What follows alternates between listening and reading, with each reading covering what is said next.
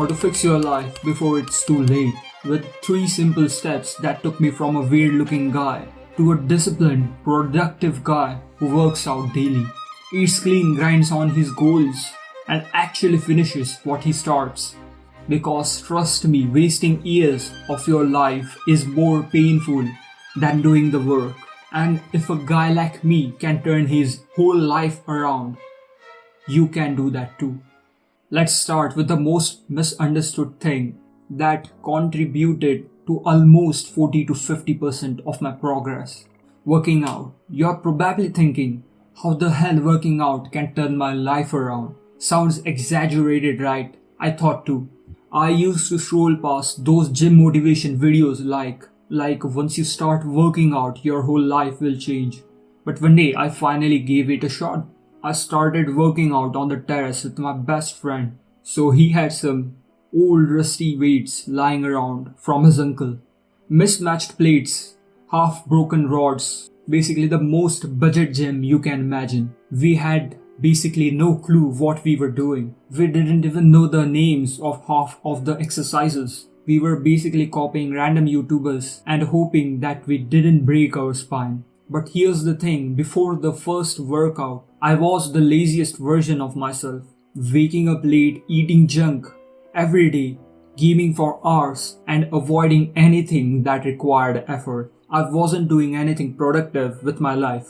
And standing there holding those old weights, I realized something. This is going to be hard. But for once, I didn't run from the hard thing. I actually did it. But first, I instantly didn't feel like a new person. But I finished the workout. And that was more than I finished in a long time. That tiny win, that one workout, was the time that everything changed. Without me even realizing. Because it wasn't about weights. It wasn't about workout. It was about the decision I made for first time in years. I picked the hard option and actually finished it. And that shit did something to my brain. It made me realize if you can force yourself to struggle for once, you can force yourself to struggle again. And that's how momentum started building. Not with motivation, not with overnight transformation, but with one hard choice that you refused to run from. Walking away from the terrace, sweaty as hell. I didn't feel like a beast yet, but I felt like a guy who could become one. That's the moment my life stopped going downhill. Even if it was just 1%, that I wasn't the same weak version of myself anymore. Just when I started to win a little, life showed me the difference between friends and anchors. Your friend circle will break you or make you. After the first workout, I started feeling little different. Like maybe I wasn't the same useless version of me anymore. But here's the problem, you can't upgrade your life if you're around the same people who are committed to stay the same. And trust me, I learned this the hard way. I had a friend who also used to come and work out with us. He was a good guy. But whenever we talked about leveling up or getting better together, he didn't seem very interested. Like his body was front of us, but his mind was not there because he just wanted to work out and go home. Because I cared about him, I did what everyone tries at first. I tried to drag him up with me. I told him, bro, let's change. Let's get our shit together. Let's stop wasting life. I tried convincing him 2, 3, 4 times. Every time he'd say yes in the moment and go right back to the lazy cycle. Here's something nobody warns you about. You cannot change people who don't want to change themselves. When you start leveling up, you will feel guilty for leaving people behind. You will think you are being a bad friend, but staying with them is just choosing you want to stay stuck with them together. And that's not loyalty, that's self-sabotage. If I keep surrounding myself with the people who didn't give a damn about their future, soon I wouldn't either. Because your environment is stronger than your willpower, especially in the beginning. And it's just not about real life friends.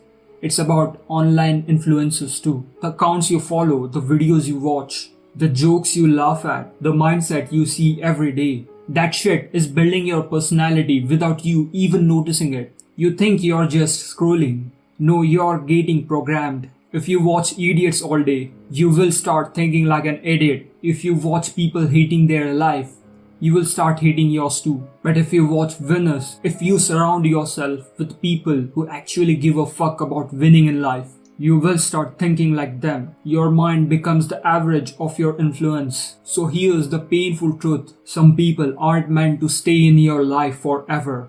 Not because they're bad, but because they're not going where you're going. Letting go isn't betrayal. Sometimes it's the only way to not betray yourself. And the moment I cut off the people holding me back, my progress went from 1% to 10% to the version of me that I didn't even know was possible. Pain tolerance, the skill that fixes your life. Once I cut off the anchors in my life, I thought things would finally get easier, but life was like, hold up bro, let's see if you actually want this. And that's where the real test starts. Could I keep going even if it burns like hell? Before this, I would quit the second everything gets uncomfortable. Homework, too boring. Waking up, too sleepy. Gym burning my muscles. Alright, that's enough for today. You know the feeling, right? When one tiny ounce of pain hits your brain's like, yo, let's skip this. But as I kept grinding, some things started changing. Every time I pushed through,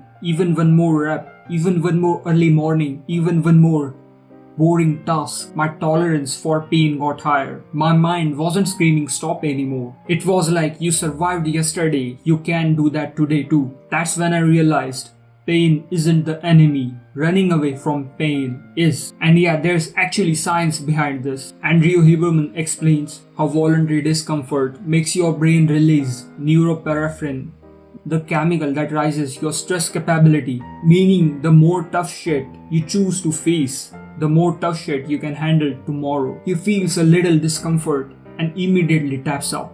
His brain learns pain is equal to stop, so his tolerance gets weaker and weaker until even small challenges break him. Think about you and your homie, the same age, the same school, the same opportunities. The only difference, one of you keeps going when it hurts and the other doesn't. That's the entire gap between average and unstoppable. And here's the painful truth people avoid. Discomfort is not a signal to quit. It's the sign that you are finally doing the thing that can change you. Listen, your future self isn't waiting for motivation. He's waiting for you to stop fucking running away. This is how you fix your life. But there's something I didn't tell you earlier. Even if you push your limits, even if you outgrow the wrong people, if you don't know how to stay consistent, all of it will fade. Most people know what to do, but they never do it long enough to actually change. So if you want to learn how to show up no matter how you feel, how to stop quitting every time it gets uncomfortable, and how to build a life where discipline becomes automatic, watch the next video. I'll show you exactly how to do anything you want, anytime you want, without ever needing motivation ever again.